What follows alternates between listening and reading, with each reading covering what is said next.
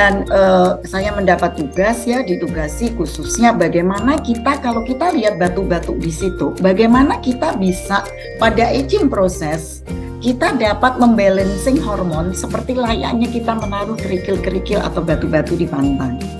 Oke. Tadi CV-nya sudah. Nah, kemudian tentunya kita ambil satu contoh di sini ya.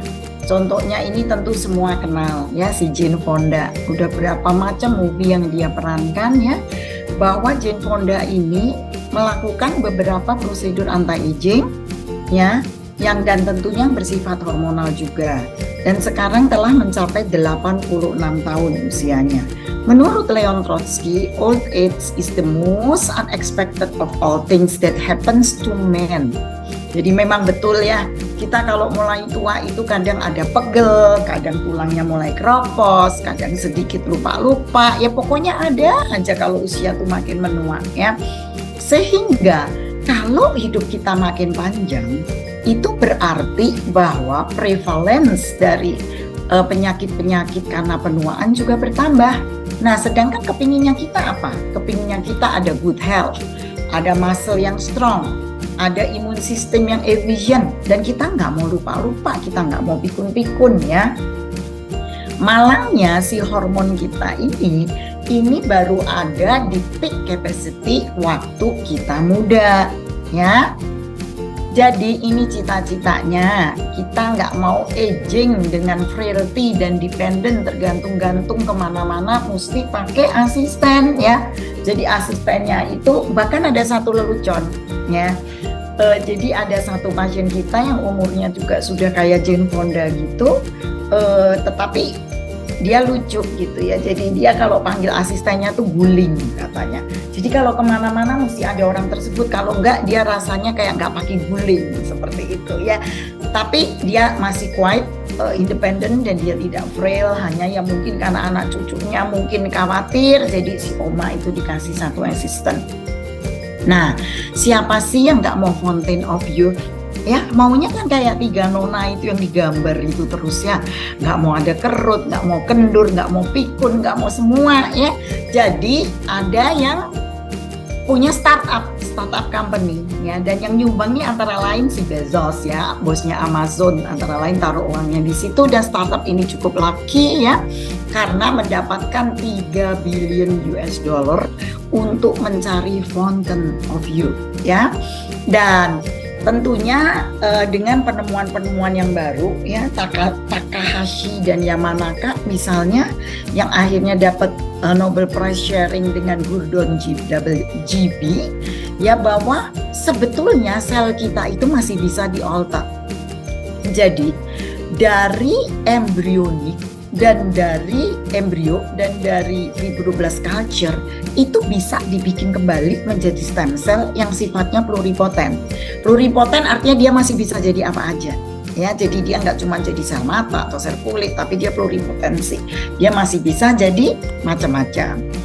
Nah, sekarang kan banyak kemajuan di dunia kedokteran. Jadi kita tahu bersama bahwa wah, gimana ya medical science itu maju. Tetapi yang sering dilupakan pada kedokteran konvensional adalah bahwa mereka kurang memperhatikan quality of life. Jadi hanya panjang umur aja, tapi nggak dipikir apa yang namanya disease years. Jadi dia ada penyakit. Ya, sedangkan yang kita mau adalah disease free years. Jadi nggak tiap hari makan permen ya. Permennya apa coba? Obat anti hipertensi, obat anti diabetes, obat pencegahan penggumpalan darah, kemudian obat asam urat. Jadi nggak mau yang seperti itu. Anti-aging medicine atau AAM adalah suatu gerakan yang startnya dari Amerika dan organisasi yang terbesar di dunia yang potensinya cukup banyak dokter dari ratusan negara, adalah mempunyai tujuan untuk supaya kita tetap stay healthy and biologically efficient. Ya, jadi apa yang dipakai? Early detection, prevention, treatment, dan di reverse age-related dysfunction, disorders, and diseases. Yang malangnya sering salah dimengerti adalah apa? Klinik anti-aging dan estetik. Itu sebetulnya enggak. Karena yang di sini dibahas bukan tentang botox, filler, dan benang, 3 serangga itu, tapi yang dibahas adalah misalnya ini, dengan sekarang ditemukan bahwa gene kita, genetik kita itu udah lengkap ya, udah ketemu seluruh human genome itu udah selesai. Human Genome Project udah ketemu, udah ketahuan, kita sudah bisa di mapping. Ini loh, gen manusia tuh seperti ini. Ya, sudah di sequence semuanya sehingga kita mempunyai banyak insight baru. Insight tentang birth defects, insight tentang cancer, insight tentang aging. Ya, semuanya sekarang menjadi lebih mudah. Jadi, anti-aging medicine itu sebetulnya yang tadi, yang mencegah dan mengurangi penyakit kronis.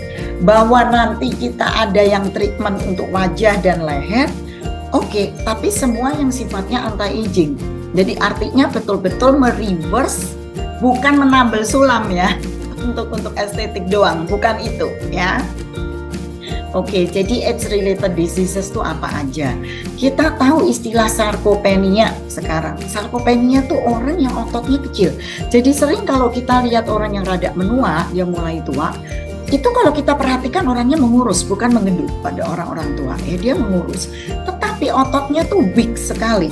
Dan sarkopenia ini menyebabkan gampang jatuh. Sedangkan kita tahu orang tua kalau jatuh, waduh selesai, sudah. Ya, repot banget. Osteoporosis, mulai pikun, terus kadang-kadang suka uring-uringan ya, atau kadang-kadang suka menuduh yang bukan-bukan. Misalnya parno gitu ya, atau anxiety, atau susah tidur.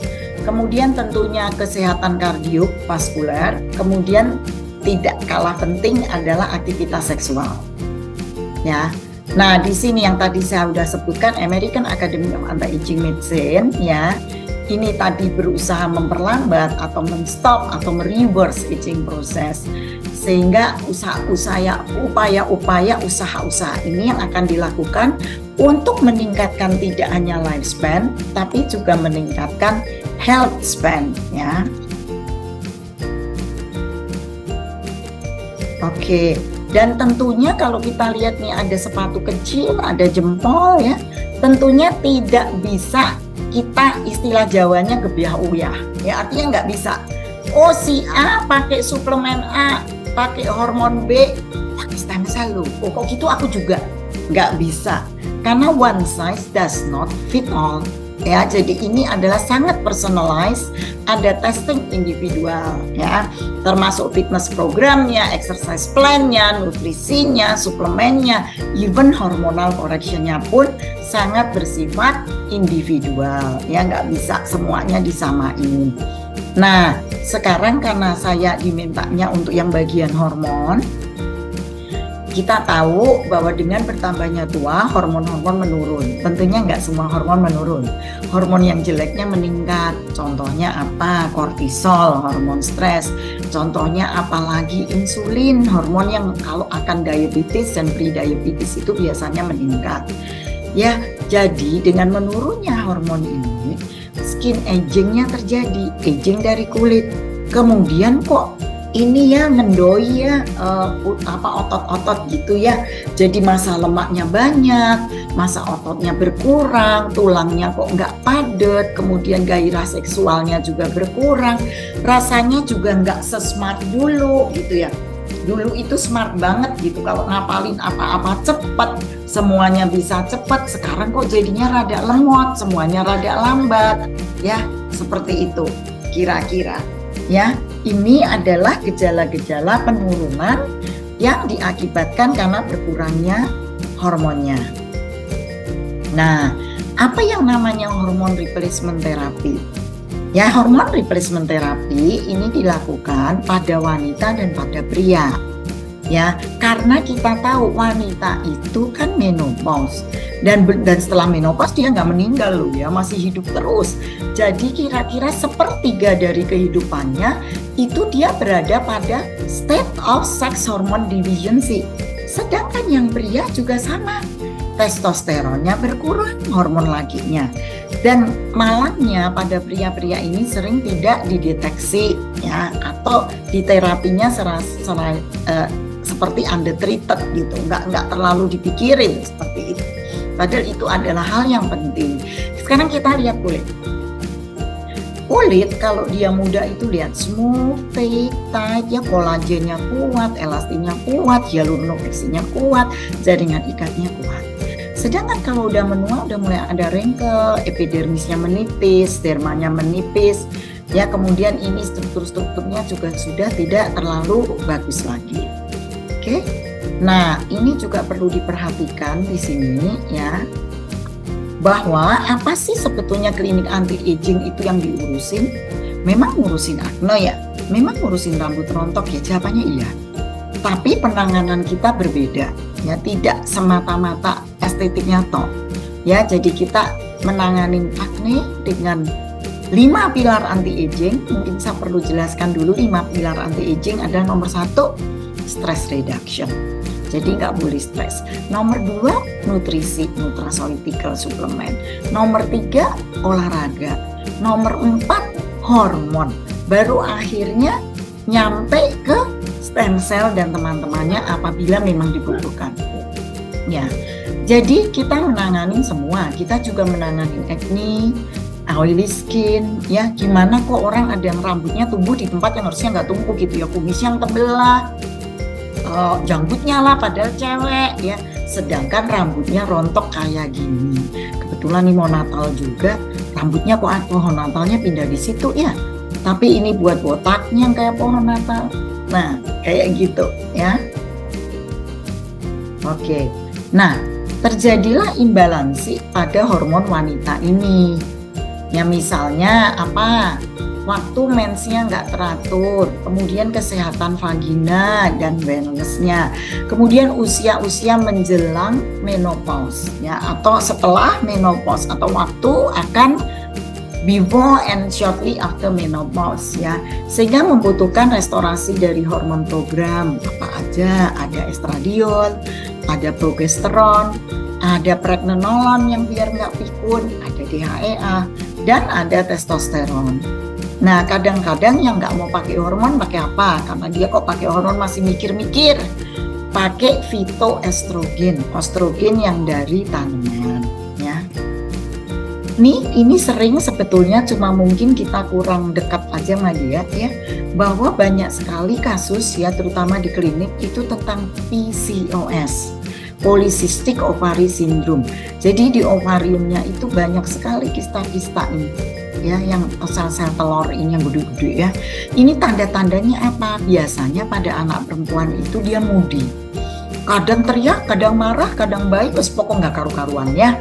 Kemudian ada jerawatnya, perutnya rada-rada gendut, pipinya rada cabi, mensnya nggak teratur, ya rambutnya mulai rontok. Kadang-kadang walaupun nggak tahu, anak-anak itu bisa sudah prediabetes.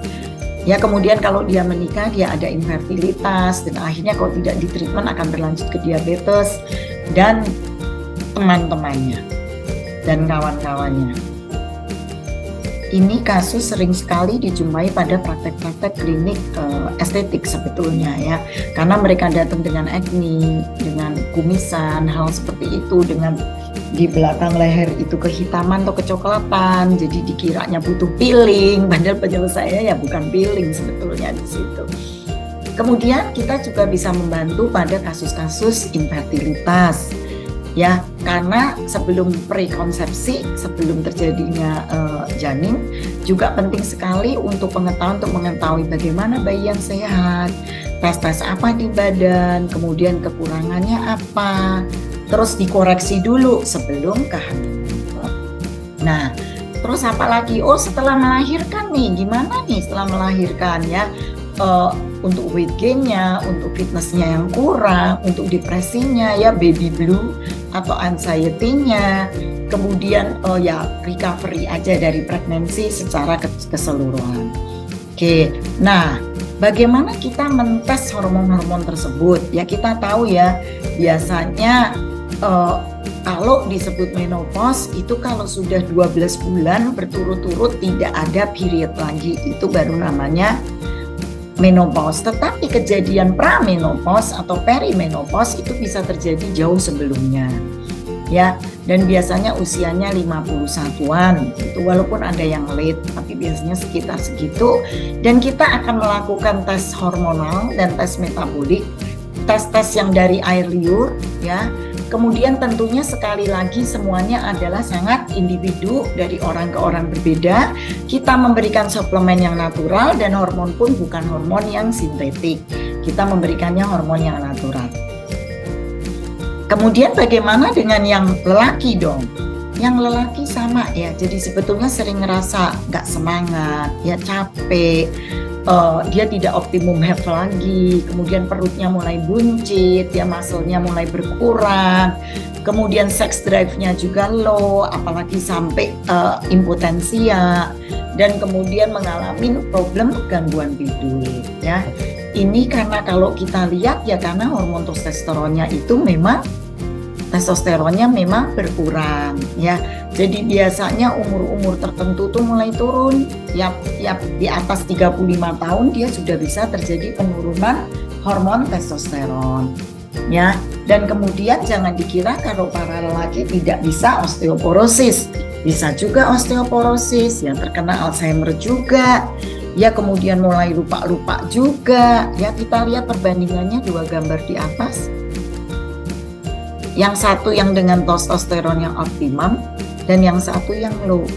Jadi beda ya. Oke, kemudian tentunya hormon itu tidak hanya testosteron dan estradiol dan progesteron, tapi kita punya hormon lelaki yang lain yang namanya DHEA. Hormon DHEA ini pun akan berkurang ya, dan sering kita harus berhati-hati kalau memberikan DHEA suplementasi karena sering akan terjadi apa?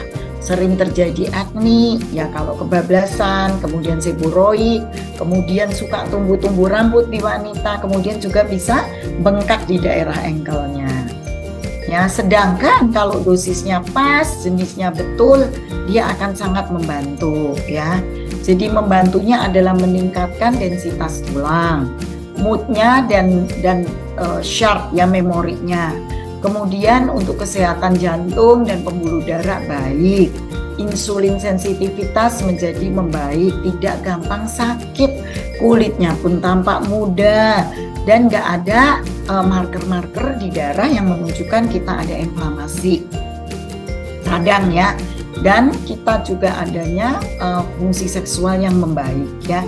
Tetapi DHEA tidak bisa ya menyebabkan, maksudnya tidak langsung bisa menyembuhkan erectile dysfunction atau impotensia ya. Dan ini DHEA sangat membantu simptom-simptom menopause ya pada wanita-wanita perimenopause. Ya perimenopause bisa terjadi jauh sebelum menopause. Ya bahkan bisa yang ekstrim 15 tahun, 8 tahun, 10 tahun sebelum menopause ya. Kemudian juga DHEA membantu supaya tidak terjadi atrofi, kering ya, pedih di daerah vagina. Nah, sekarang ini kita bahas tentang neurotransmitter. Kita tahu ya kalau untuk belajar, memori, stres, motivasi, kita butuh neurotransmitter. Nah, neurotransmitter ini dilindungi oleh hormon pregnenolon dan DHEA. Ya, jadi ini yang mesti kita supply supaya nggak gampang pikun. Nah, ada lagi hormon lain namanya growth hormone. Growth hormone ini sama, kalau kita lihat dia menurun pada orang yang makin tua. Ya, tetapi tentunya semua tidak boleh terlalu banyak. Makanya tadi di slide pertama ada batuk-batuk yang disusun dan harus balance. Ya, jadi semuanya itu harus dalam balance yang baik. Begitu pula dengan growth hormone. Ya, karena growth hormone apabila diberikan dengan benar akan memperkuat sistem imun, meningkatkan libido, meningkatkan massa otot, mengurangi massa lemak, membantu supaya tidak patah tulang ya, bone mineral density-nya menjadi bagus ya. Nah, kemudian kalau kita pergi ke yang dokter yang tidak melakukan anti-aging medicine, juga akan diberikan hormon replacement therapy ya. Tetapi hormon replacement terapinya ini biasanya sifatnya hormon-hormon yang sintetik. Jadi yang diberikan tuh estrogen yang dari kuda, yang dikonjugasi. Kemudian progesteronnya juga namanya progestin sintetik. Sehingga hasilnya pada tahun 2002, pada Women's Health Initiative Study, makanya orang kalau dikasih hormon ketakutan gitu loh ya. Karena pada pemberian hormon replacement terapi yang konvensional, itu meningkatkan 26% risiko dari breast cancer. Meningkatkan risiko dari coronary heart disease 29%. Kemudian bahkan meningkatkan risiko dari stroke tuh bisa sampai 41%. Kemudian juga darahnya itu dapat menjadi clotting ya, jadi nanti bisa nyumbat jadi trombus, membuat stroke. Seperti itu risiko-risiko tersebut ada ya. Jadi mesti dilihat apakah ada sakit kepala, ada perut kembung, kram, kemudian sudah nggak menstrual spotting gitu ya, kemudian bengkak, kemudian tenderness di daerah payudara ya. Dan ini risiko-risiko untuk yang jangka panjangnya. Jadi apakah ada gunanya? Ada, tetapi juga banyak side effect-nya.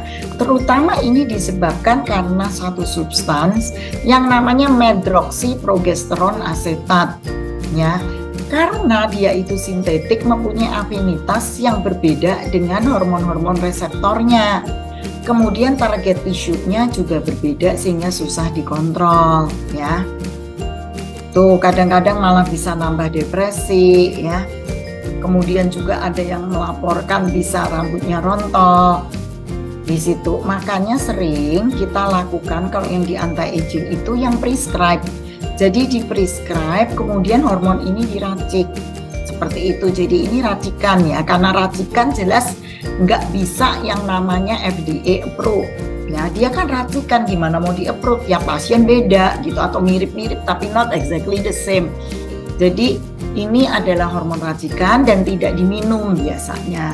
Ya, biasanya kalau saya memberikannya hanya krim ya. Lebih simpel dan sederhana.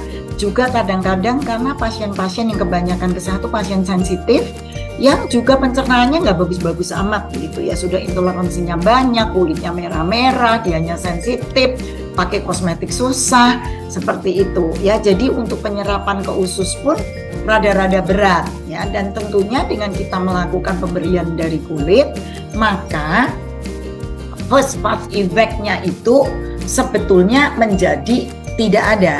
Karena kalau kita dari mulut pasti dia ada first pass effect yang di liver ya, sehingga risiko dari embolism yang tadi ya, yang blood clot tadi, yang nyumbat, kalau kesumbat yang kita tahu akibatnya apa, itu menjadi jauh lebih berkurang ya. Jadi biasanya ini diberikan untuk keluhan-keluhan menopause ya, dan juga ada yang dioleskan di vagina. Karena ini untuk simptom-simptom, kan kalau yang orang-orang tua tuh biasanya nggak tahan pipis ya, maunya pipis terus, cari toilet terus, kencing melulu. Yang lebih parah lagi yang kalau ketawa sudah ngocor gitu, kalau ketawa atau batuk ngocor, nah itu namanya genitourinary symptom. Genito itu genital, urinary itu urin, jadi itulah simptom-simptom pada wanita-wanita menopause ya. Kemudian biasanya hormon-hormon yang alami ini terbuat dari soy atau terbuat dari yams ya.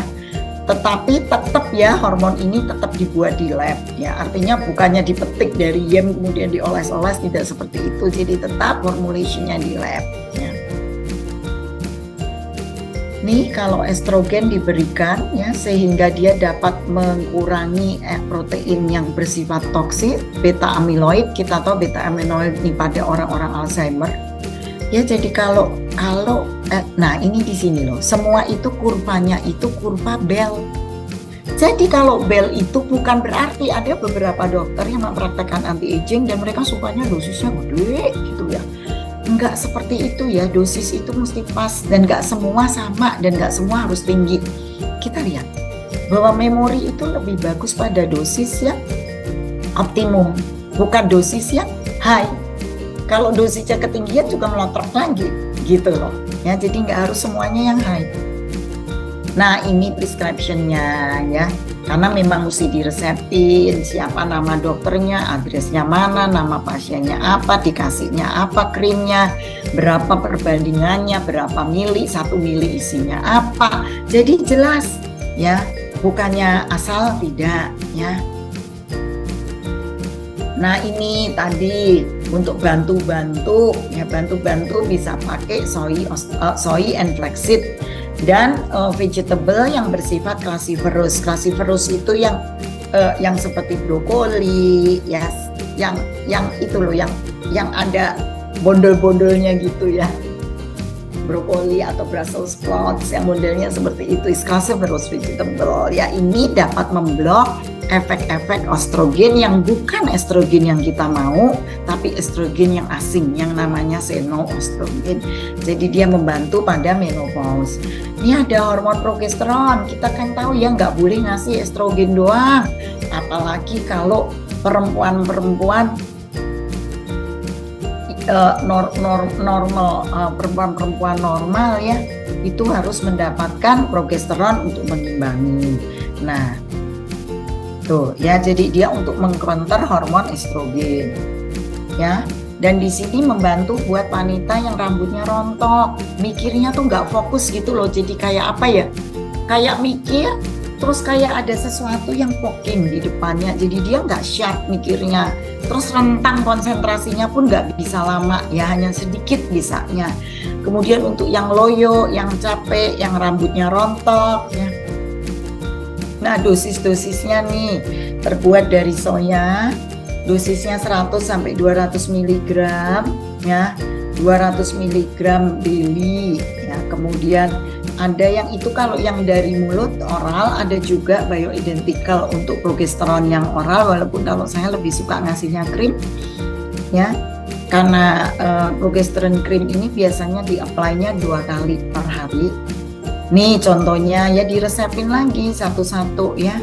Berapa krimnya, 25 mg per 0,1 cc, cara aplikasinya di mana ya, dari hari keberapa sampai hari keberapa, istirahatnya kapan ya. Itu kalau yang untuk masih perimenopause. Jadi ini keluhan-keluhannya ya, keringat malam, kayaknya kok restless gitu ya, grogi aja. Kemudian gampang banget ngambek, terus baik lagi, terus depresi, nggak ada libido, ketakutan, lupa, aduh ini apa, sendi-sendinya mulai nyeri, kemudian kepingin makan yang manis-manis, kepingin makan yang asin-asin, itu bisa merupakan keluhan menopause. Nah ini kira-kira akan diberikan dosisnya misalnya 1 mili ya, hari pertama sampai 25, dosisnya 1 mili 50 mg yang di compounded. Rupanya saya udah nyampe ke slide terakhir ya. Jadi ini saya tampilkan 3 wanita yang nggak perfect ya, lihat badannya juga nggak yang terlalu perfect, tapi paling tidak mereka berusaha untuk mencapai optimum health ya, karena ini about having the best version of yourself ya, bukan the best version untuk orang lain, no, of ourselves, tapi best versionnya apa. Jadi si Gwyneth dia bilang hormones itu really no joke. Jadi dia percaya akan pemberian bioidentical hormone terapi. Kemudian si Oprah juga bilang, waduh kalau dia itu baru sehari aja udah I felt the veil lift. Ya katanya veilnya udah diangkat. Michelle Obama, ya itu terakhir, fotonya terakhir ya. Di situ I just want to keep moving. Jadi kita harus berusaha, kita jangan stagnan dan menyerah aja dengan usia biologis kita yang makin lanjut. Kita kan nggak ada yang umurnya mundur, ya umurnya makin lanjut. Kita tahu apa yang kita akan hadapin di masa-masa di atas 45, 50, 55, kita ngerti loh. Kita nggak akan makin muda dan akan makin sehat, marilah kita berusaha.